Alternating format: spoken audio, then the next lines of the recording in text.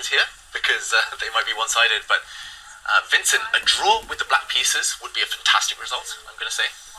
So some pressure on Magnus to try and start strong, to win. The handshake, we're off.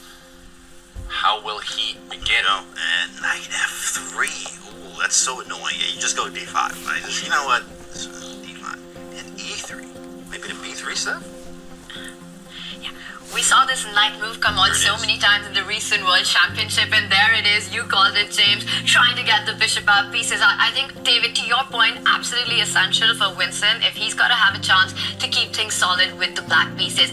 A best of two, it's such a mini match, and the aim for players in the round robin is to bottom two, right? Because bottom two and you're eliminated. Right, yeah. If you bottom two, you go home. You want to go home, don't you? Exactly. You gotta win. Stick around now. You gotta win. Stick around. Yeah. No, but it's very important to get off with a very good start. You know, if you don't, emotions can play a role in your game and your decision making, and you can actually send yourself home, basically, to say the least. So I do like this opening choice for Magnus. In fact, if you check some classical games recently, I forgot which tournament it was. I've been checking a lot of games, but Vincent Keymer actually played this with the white pieces and won a very nice game in about 30 moves or so. This is a very nice setup from white. Magnus is just trying to play a game, trying to stay away from theory a little bit. I've had success with this opening too as well. Hikaru has a 60% win rate on chess.com with this opening. So in fact, for time controls that is, but it is nice to get a game with this David. Yeah, the one surprise to me is that Magnus is playing this against Vincent, as you mentioned, because Vincent is one of the world's leading experts on this type of Reti system. I was also surprised that it turns out Vincent was Gukesh's second, because this type of opening with a quick b3 was debated once in the World Championship match between Dingleren and Gukesh. Slightly different this time. Magnus gives a check. This very much looks like a Queen's Indian defense, Tanya, just with colours reversed.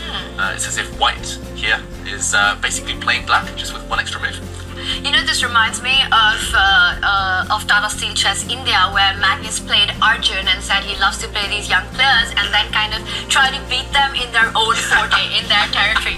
So Magnus here going for the ready, which is something that Vincent employs. In fact, in the World Championship match, one of the biggest surprises, one of the biggest sort of novelties that we saw was Vincent's idea in the ready, moving that rook to e1. So he knows the intricacies of this position. But we're seeing both players blitz their moves out. Two sets of mind. You love your dark square bishop, the bishop Fianchettos. It was on this diagonal previously.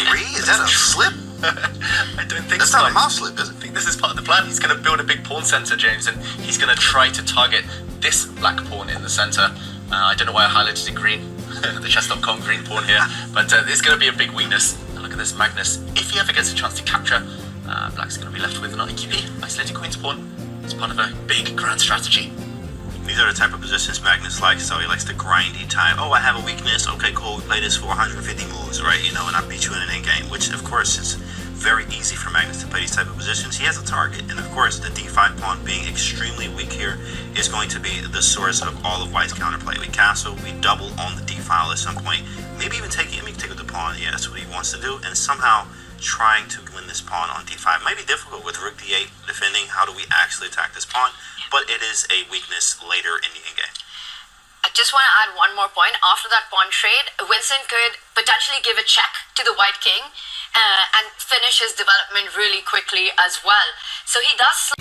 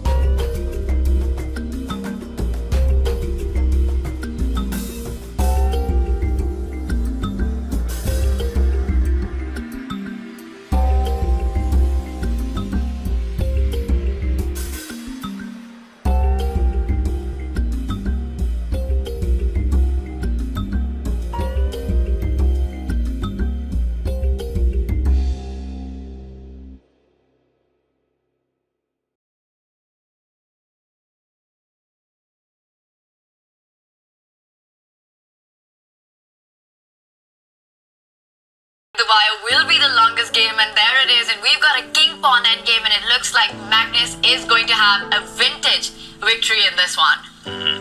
Well, Magnus putting the finishing touches on here. The problem for black is that he's stuck. This white pawn, the passed pawn, is too strong. There we go.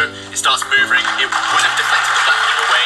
White's king with it. Vincent kind of resigns. Magnus with a long king game grind, trademark style, takes the win against the youngster. Just don't trade queens against I mean, Magnus. what you Just want to don't do is do just it. play something that you can get tactics in, because Magnus, number one, in fact, doesn't even like doing tactics, is what he says. And number two is any end game,